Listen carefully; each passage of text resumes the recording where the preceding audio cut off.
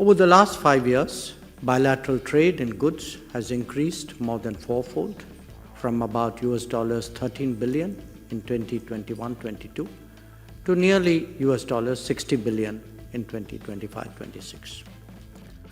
This demonstrates the immense potential of our partnership, and the rapid expansion of trade has, however, been accompanied by a significant widening of the trade imbalance, which has also increased from $6.6 billion to over $50 billion. Addressing this imbalance is today one of our foremost priorities. Dear colleagues, I'm very glad to be here for the 27th session of the India-Russia Intergovernmental Commission on Trade, Economic, Scientific, Technological and Cultural Cooperation. Let me begin by thanking you, Excellency, and the Russian side for your warm welcome and hospitality. Since our last session, our leaders have continued to provide clear direction for our special and privileged strategic partnership. The 23rd India-Russia Annual Summit, which was held in December 2025, reaffirmed our shared commitment to deepening long-term economic cooperation. The India-Russia partnership has consistently demonstrated resilience and adaptability. Even amidst a complex international landscape, our engagement has continued to deepen, reflecting the mutual interest and confidence that define our bilateral partnership. Over the last 5 years, bilateral trade in goods has increased more than fourfold from about $13 billion in 2021-22 to nearly $60 billion in 2025-26. This demonstrates the immense potential of our partnership, and the rapid expansion of trade has, however, been accompanied by a significant widening of the trade imbalance, which has also increased from $6.6 billion to over $50 billion. Addressing this imbalance is today one of our foremost priorities. Excellency, colleagues, progress on market access, removal of tariff and non-tariff barriers, strengthening payment mechanisms, and stronger business-to-business engagement will be critical for addressing this imbalance and achieving our shared objective of $100 billion in bilateral trade by 2030.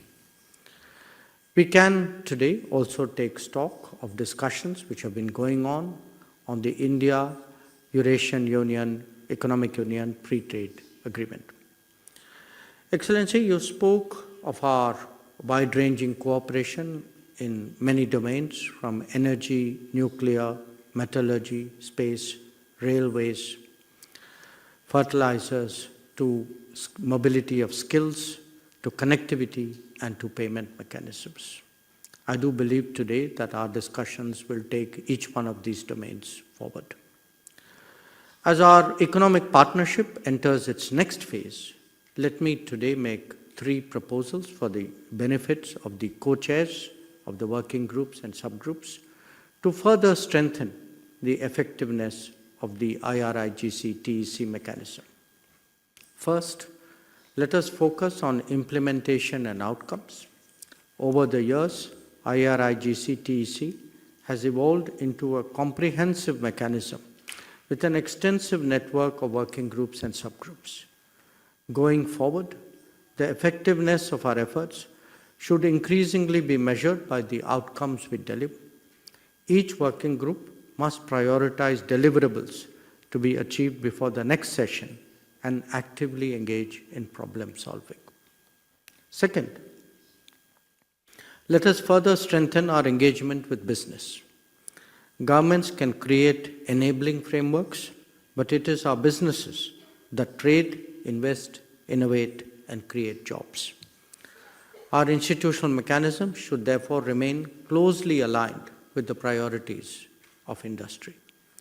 Regular interaction with businesses and industry associations will help us to identify practical bottlenecks improve policy responsiveness, and ensure that discussions remain relevant, action-oriented, and commercially meaningful. The holding of Innoprom in India in the coming weeks is a very good signal in that regard. And third, constantly update our view of opportunities and explore new possibilities. The complicated international scenario will constantly throw up fresh ideas because we are all focused on de-risking and diversifying. Economic demands and technology requirements will add to this mix.